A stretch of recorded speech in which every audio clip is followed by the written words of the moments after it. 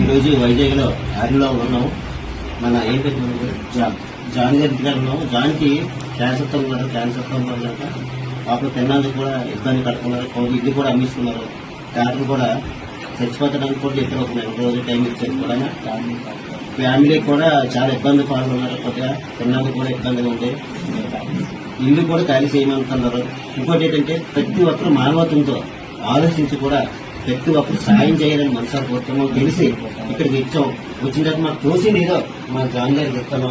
మీకు తోసింది ఏమి ఉంటే ప్రతి ఒక్కరు కూడా మనసారి కోరుతాం. యూట్యూబ్లోను ఇన్స్టాలో కూడా ప్రతి ఒక్కరు మనకు ఖర్చు పెట్టినంత కూడా లేదు. ప్రతి ఒక్కరు కూడా నేను సేవ్ చేసి ఫోన్పే నెంబర్ కూడా పెడతాను. దాంట్లో ప్రతి ఒక్కరు కూడా డబ్బులు ఎంతకంత మీకు తోసింది కూడా చేయిస్తారని మనసారి కోరుతున్నాం.